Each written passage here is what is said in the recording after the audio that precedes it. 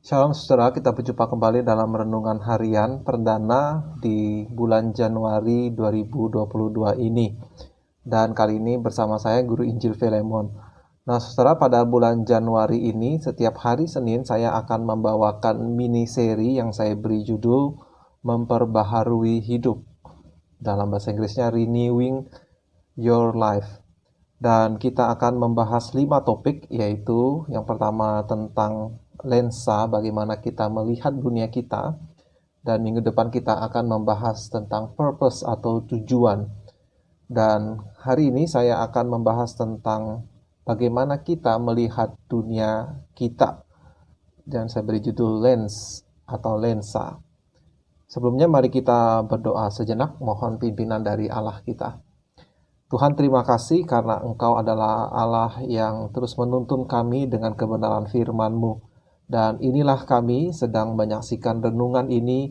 Berikanlah kami tuntunan melalui kebenaran firman Tuhan, supaya di tahun yang baru ini hidup kami terus diperbaharui oleh firman-Mu, sehingga kami tidak kehilangan arah.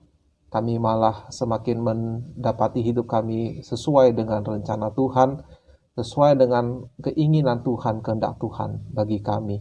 Sehingga hidup kami boleh sesuai dengan rencana Tuhan dan diberkati oleh Tuhan. Pakai hamba-Mu untuk boleh menjelaskannya. Dalam nama Tuhan Yesus kami berdoa. Amin. Nah, saudara, berbicara tentang lensa, ini adalah seperti kacamata yang saya pakai. Lensa itu menolong kita untuk melihat sesuatu dengan lebih jelas. Nah, tetapi saya tidak berbicara lensa secara harfiah, tetapi berbicara tentang bagaimana kita memandang kehidupan kita. Saudara, lewat kemajuan teknologi, sebetulnya dunia kita ini, kita bisa menjelajah, melihat dunia ini, mendengar dunia ini dengan lebih luas cakupannya, dengan hadirnya kamera, disertai dengan aplikasi jaringan internet. Dan ketika kita berdunia maya, bermain di dunia maya, kita bisa berinteraksi, kita bisa melihat, kita bisa mendengar dunia ini. Kita bisa melihat orang dari Amerika, kita bisa melihat secara live orang dari Singapura dan seterusnya. Sehingga dunia kita ini dalam satu pengertian itu nampak semakin kecil. Juga diikuti dengan kemajuan transportasi, naiknya taraf hidup manusia, sehingga manusia bisa berpergian dari satu tempat ke tempat lain dengan relatif mudah dan terjangkau. Sehingga kembali fenomena kemajuan teknologi membuat dunia kita terasa semakin kecil, semakin terjangkau. Di area Bangka saja kita bisa bepergian dari satu kota ke kota lain, dari satu daerah ke daerah lain dengan jalanan yang sudah baik, dengan transportasi yang tersedia. Tidak seperti zaman mungkin kakek nenek kita atau atai kita, mereka hanya bisa mengandalkan sepeda, bahkan tidak sedikit yang berjalan kaki, dan dari sini ke Sungai Liat terasa jauh. Tetapi bagi kita sekarang dari Pangkal Pinang ke Sungai Liat itu sangat dekat. Tetapi pertanyaannya adalah, dengan melihat dunia yang lebih luas sehingga terasa sempit ini, apakah hidup kita menjadi makin sempit atau semakin besar? Apakah dunia kita menjadi semakin semakin membosankan, semakin hidup kita tujuannya menjadi semakin sempit? Dan kita tahu bahwa kalau kita bertemu dengan orang yang pikirannya sempit, itu bukan sesuatu hal yang baik. Seorang hamba Tuhan bernama G.K. Chesterton jauh-jauh hari sudah mengatakan mengenai fenomena atau dampak dari kemajuan teknologi. Dia berkata demikian, kebenarannya adalah penjelajahan dan perluasan wilayah kita membuat dunia semakin terasa kecil. Telegraf pada waktu itu dan kapal api membuat dunia makin kecil. Teleskop, yaitu teropong, bahkan membuat dunia makin kecil. Hanya mikroskop yang membuat dunia terlihat lebih besar. Jadi sebelum peluit panjang tanda permainan di dunia ini atau kehidupan di dunia ini berakhir, dunia ini akan ada perang antara mereka yang hidupnya memakai teleskop atau teropong dengan mereka yang hidupnya memakai mikroskop. Orang-orang yang memakai teropong atau teleskop meneliti hal-hal yang besar sehingga membuat hidup di dunia terasa kecil, terasa sempit. Sedangkan kelompok yang satunya, orang-orang yang memakai mikroskop, meneliti hal-hal kecil dan membuat hidup di dunia ini menjadi terasa lebih besar.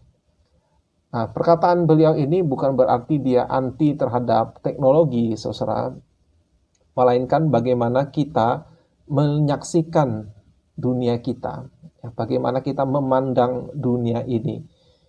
Sebagai contoh, misalnya kita terlalu banyak menonton televisi, terlalu banyak melihat media sosial, melihat video-video mungkin di YouTube atau di Instagram atau di TikTok. Lalu kita berbelanja dari sini ke situ, ya, kita mencicipi kuliner sini dan ke situ, kita menikmati semuanya itu. Tetapi apakah tujuan hidup kita justru menjadi ikut-ikutan kecil, sehingga kita hidupnya menjadi dangkal, ya.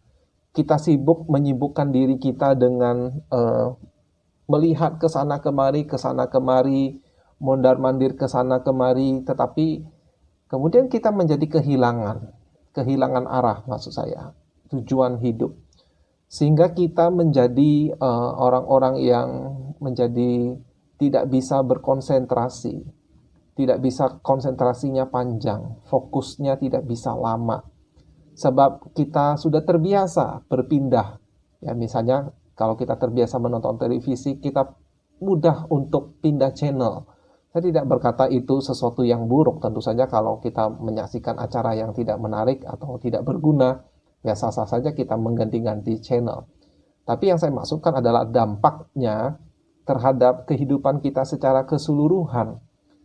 Apakah hidup kita habiskan mondar-mandir, entah itu di dunia maya, entah itu waktu kita pergi mencari makan, entah itu waktu kita berlibur, kita mondar-mandir tanpa tujuan besar, ya, tujuan besar.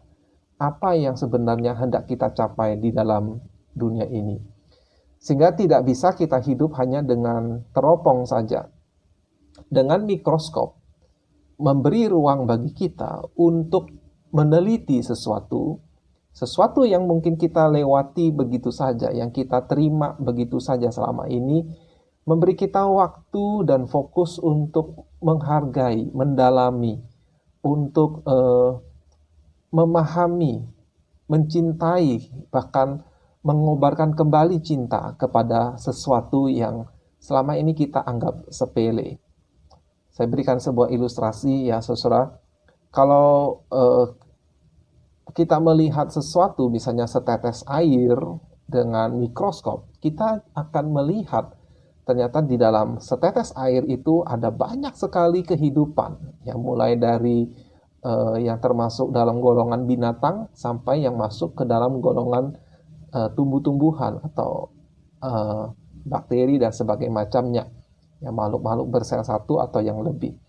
Sehingga ketika kita melihat, oh ternyata satu tetes air itu berisi banyak kehidupan, ada hal-hal yang luar biasa di situ yang tidak kita sadari selama ini, ya, sewaktu kita melihat satu tetesan air.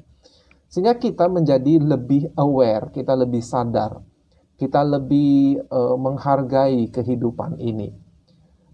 Mikroskop itu juga berguna misalnya waktu kita membaca Alkitab. Mikroskop itu juga berguna waktu kita menikmati makan malam kita, misalnya. Ya, kalau makan siang biasanya kita agak buru-buru karena masih ada pekerjaan. Tapi kalau waktu makan malam, habis itu kita istirahat. Mari kita gunakan mikroskop kita, ya, untuk menikmati makanan itu. Kita memikirkan misalnya bagaimana kok bisa ada nasi, berasnya dari mana, bagaimana petani berusaha untuk menumbuhkannya, ya, perjuangan mereka. Kalau kita memakan misalnya daging ayam, kita memikirkan bagaimana para peternak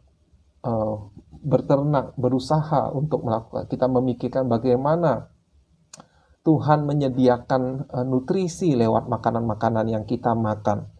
Nah, hal-hal yang nampak sederhana seperti ini, kalau kita renungkan dengan mikroskop itu, yaitu cara pandang kita, maka akan membuat kita terkagum pada hal-hal yang sederhana. Nah, tetapi saudara, kita juga tidak bisa hidup hanya dengan mikroskop. Kita juga perlu teleskop, yaitu kita melihat gambaran besar dunia kita.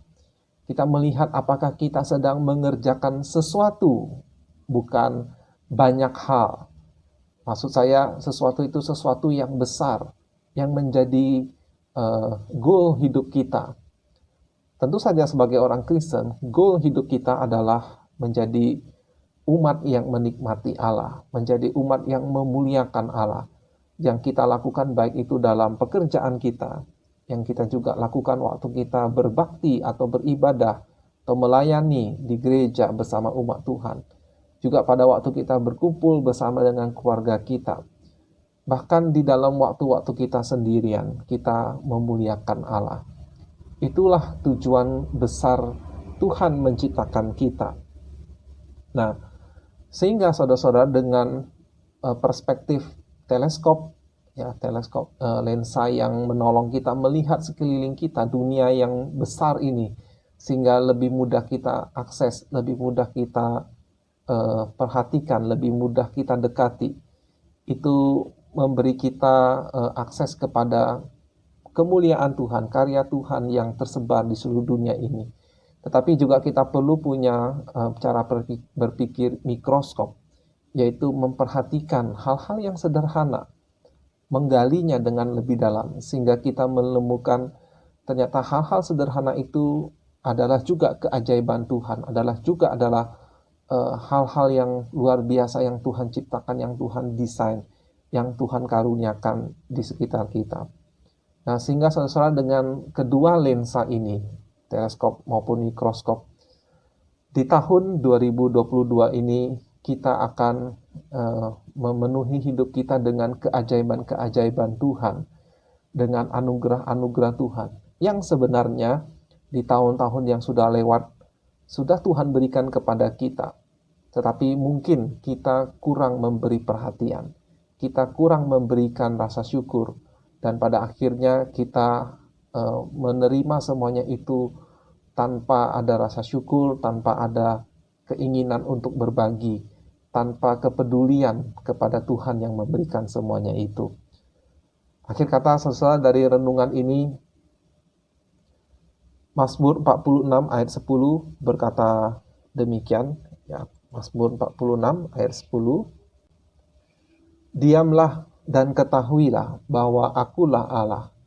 Aku ditinggikan di antara bangsa-bangsa, ditinggikan di bumi. Dari kata-kata ini dikatakan diamlah dan ketahuilah. Ya, kata-kata ini adalah seperti mengajak kita untuk mengambil lensa kita, ambillah teleskopmu, pandanglah dunia ini, amati, dan juga ambillah kemudian mikroskop, pandanglah sekeliling kita, ya, ambillah hal-hal yang sederhana itu, amati, dan kamu akan menyadari bahwa ada Allah yang menciptakan semuanya ini, ada Allah yang memberikan semuanya ini, ada Allah yang mendesain semuanya ini. Dan kita bisa menyadari bahwa dialah Allah dan kita sujud menyembah. Kita meninggikan dia sewaktu kita masih di dalam dunia ini. Kiranya renungan hari ini menginspirasi saudara. Mari saudara, sewaktu kita memulai tahun yang baru ini, kita mulai dengan satu atau dengan dua perspektif, ya. Mari kita memandang dunia ini dengan cara berpikir teleskop, dan kita juga memandang dunia sekeliling kita dengan cara berpikir mikroskop. Kiranya Tuhan memberkati saudara. Sampai jumpa di episode berikutnya. Tuhan Yesus memberkati.